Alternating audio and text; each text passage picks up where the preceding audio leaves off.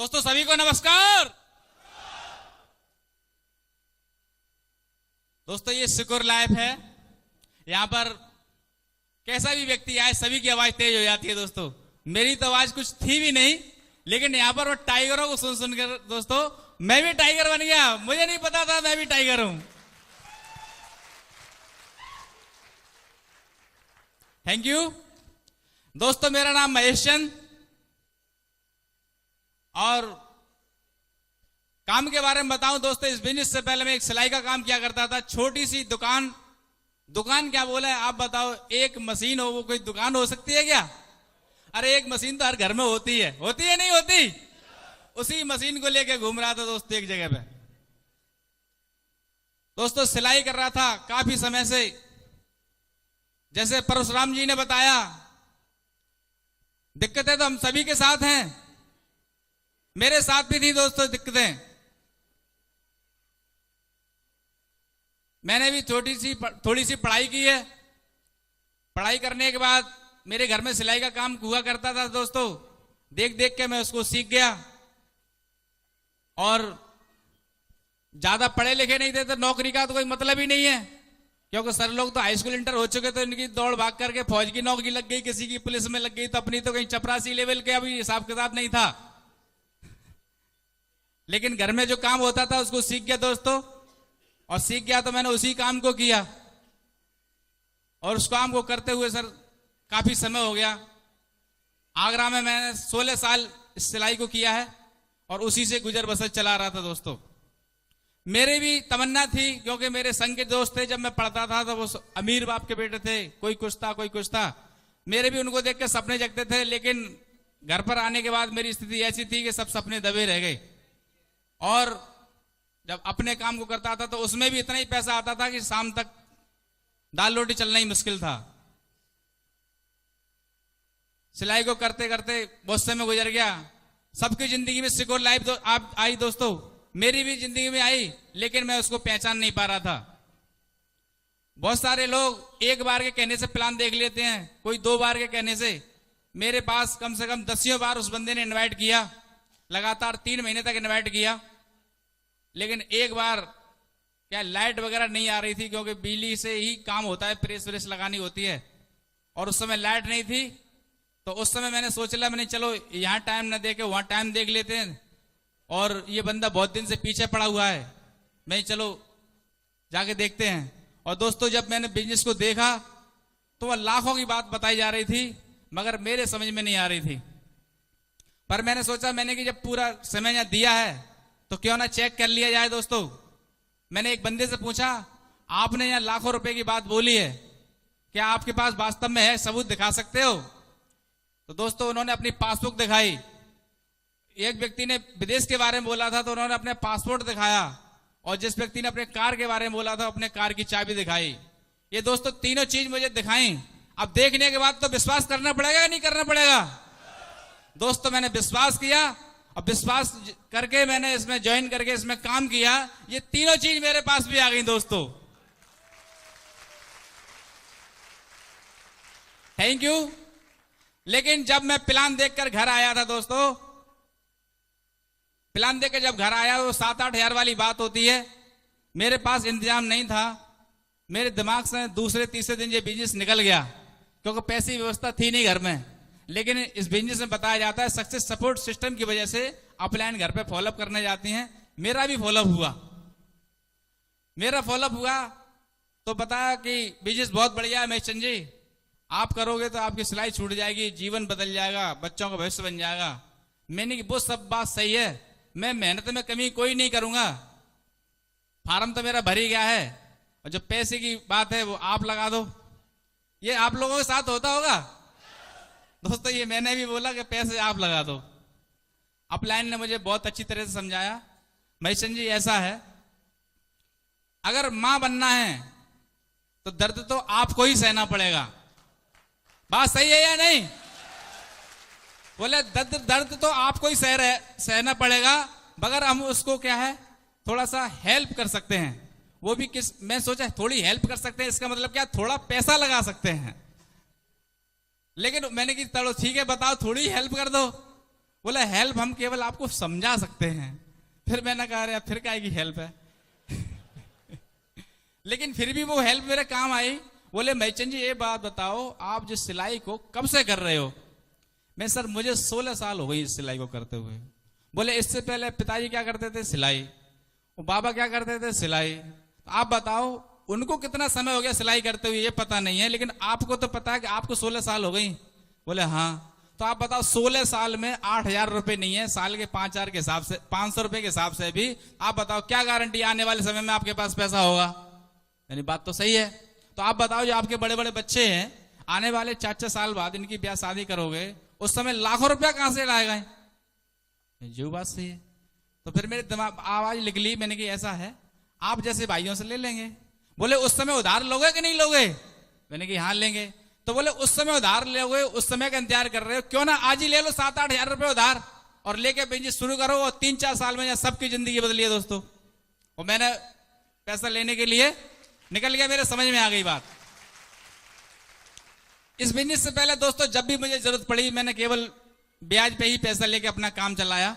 बिना ब्याज के तो आज तक कभी मिले ही नहीं। 5 रुपए सैकड़े पैसे मिलते थे तो मेरे दिमाग में आई मैं चलो वहां जाकर पैसा ले लेते हैं। मुझे उम्मीद थी पैसा मिल जाएगा, लेकिन दोस्तों वहां गए तो मना ही कर दिए। बोले अभी पैसे है नहीं, तुम ऐसे टाइम पे आए यार, तुम तो कभी भी चले जाते हो। फिर दूसरे व्यक्ति के पास गया, तीसरे व्यक्ति के पास गया, चौथे व्यक्ति के पास गया तो वो भी व्यक्ति बोला सर पैसे तो मेरे पास नहीं है। अब मेरे दिमाग में शुगर लैब की बात जो फॉलोअप बहुत ढंग से कर दिया था तो बात दिमाग में घुस गई। मैंने कि बताओ ऊपर वाला आज ऐसे मौके पे पैसे की व्यवस्था नहीं करा रहा। फिर वो व्यक्ति बोला कोई खास काम है क्या? मैंने कि बहुत खास काम है। बोले चलो ठीक है तुम यहीं बैठो और मैं अभी तुम्हारी व्यवस्था करवाता हूँ। और दूसरी जगह कहीं गए होंगे तो वहां उनको 5% पैसा मिल गया और बोलते हैं आगे, बोले मैचन जी पैसा तो मिल गया है लेकिन वो यार 10% में मिला है। मैं कह रहा यार ऊपर वाला परीक्षा ले रहा है। मैंने कोई दिक्कत नहीं, मैंने घोड़ा भाग लगाया, क्योंकि हमारे प्लान में बताया जाता है कि कोई बंदा अगर सफल होना चाहता तो 1% काम कर सकता है या नहीं। तो मेरे दिमाग में ये तो विश्वास था कि सिलाई करते हुए कितना भी टाइम थोड़ा थोड़ा दूंगा तो 1% काम जरूर करूंगा तो 40,000 रुपए तो आ ही जाएंगे। और 10,000 रुपए जो ब्याज पे ले रहा हूं तो 1,000 रुपए महीने तो ब्याज बनेगी। साल के 12,000 ब्याज के बनेंगे, 10,000 मूल 22,000 रुपए देंगे, फिर भी 18,000 बचेंगे।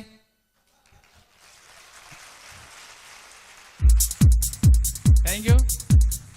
तो मैंने हिसाब लगाया भी 18,000 तो फिर भी बच रहे हैं और आने वाले समय में अगली साल में 16 लाख तो अमीर तो बन ही जाएंगे। मैंने कि दे दो आप जी। मैंने मनी मन में अपना हिसाब लगाया था, उसके सामने नहीं बोला और पैसा मिल गया दोस्तों।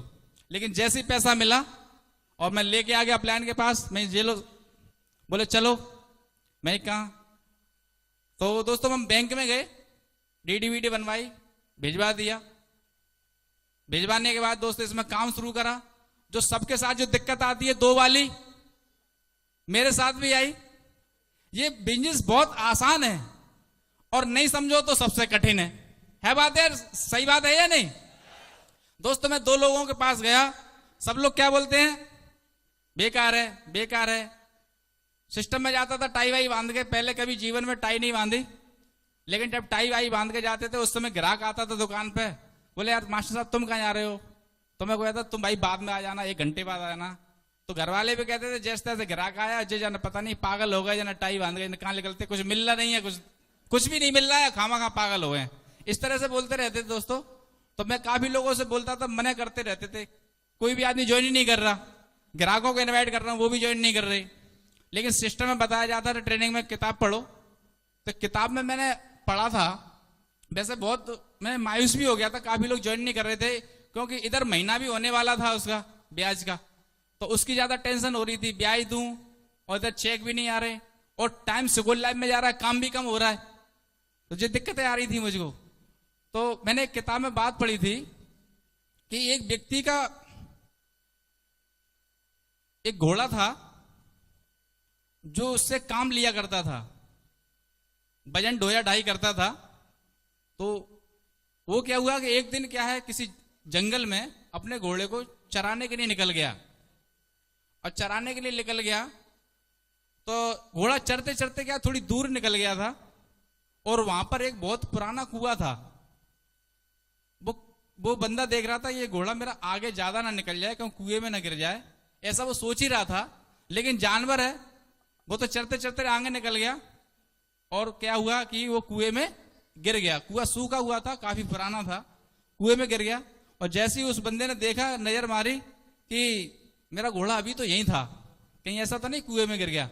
और जैसे ही वो बंदा वहां दौड़ के आया और उसने कुएं में झांका, तो कुएं में तो काफी अंधेरा था, क्योंकि काफी गहरा था, तो ऊपर से दिखाई नहीं दे रहा था।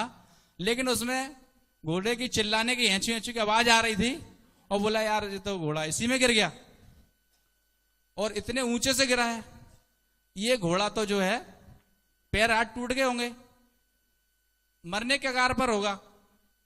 और बड़ी जोर जोर से घोड़ा चिल्ला रहा था। बोला यार अब क्या करूं, इसको निकलवाऊं, लोगों को बुला के इससे निकलवाता हूं, अकेले तो बस की बात नहीं है, इसको निकलवाता हूं क्या इस तरीके से।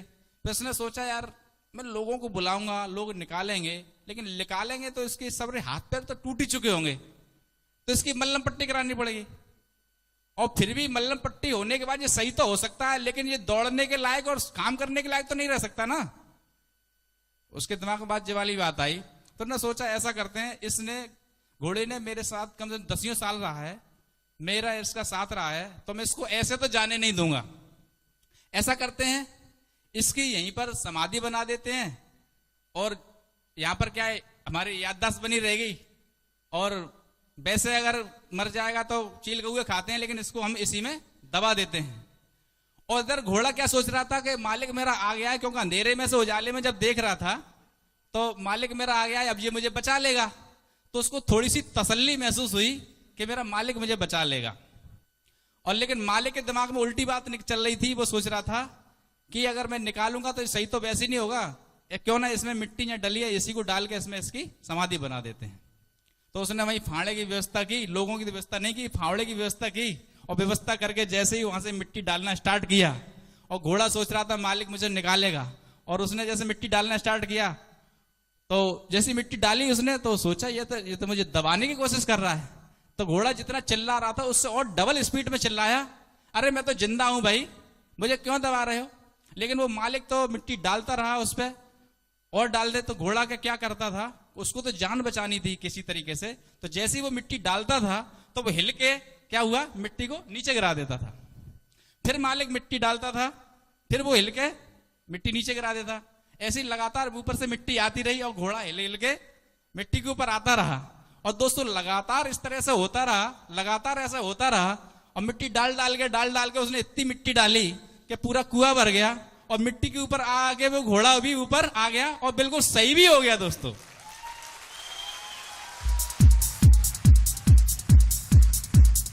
Thank you. वो बात मेरे दिमाग में क्लिक कर गई दोस्तों, क्योंकि लोगों से बोलता था, लोग मना कर देते थे। पता नहीं मेरी पोजीशन को देख के मैं समझा नहीं पाता था इस बात को, लोग देख के मना करते थे। लेकिन किताब में मैंने पढ़ा था कि आपके ऊपर एक तरह से जो मना करता है ना, वो मिट्टी डाल रहा है ना, वो वजन से डाल रहा था। हमने क्या करना है, उसकी नाक को झड़ा देना है और उस पर खड़े हो जाना है। और इस तरह से मैं भी खड़ा होता चला गया दोस्तों। और इसी बिजनेस के माध्यम से डायमंड नहीं, अब डबल डायमंड बनने वाला हूं दोस्तों।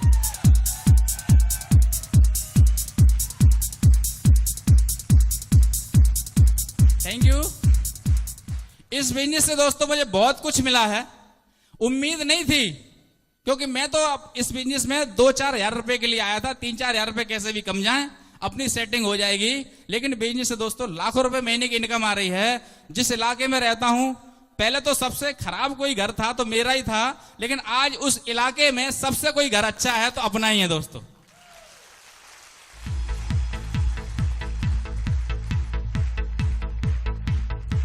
Thank you. ज्यादा दोस्तों मुझे कुछ आता नहीं है इस बिजनेस में, बस सर लोग बताते हैं उसी तरीके से करते चला जाते हैं। और मैं कहता अगर मान लो अभी जब जानते नहीं है, जब इतना कुछ हो गया और अभी सीख जाएंगे तो क्या होगा। थैंक यू दोस्तों। इस बिजनेस से बस लगातार लगे रहना, अपलाइन की बात मानते रहना, और जो लगातार अपलाइन आगे बढ़ रही है उसकी बात। अपलाइन यानी दो तरह की होती है, थोड़ा पहचानने की कोशिश करना। जो व्यक्ति प्रोग्रेस कर रहा है बस उसी का हाथ पकड़े रहना, प्रोग्रेस कर रहा है उसी का हाथ पकड़े रहना दोस्तों, ठीक है। और मैं ज्यादा समय नहीं लूंगा क्योंकि मैं भी सीखने आया हूं, मुझे नहीं पता था कि मुझे भी स्टेज पे माइक मिलेगा, मैं तो फंक्शन देखने आया था और ज्यादा कुछ जानता नहीं। Thank you, all the best, go diamond.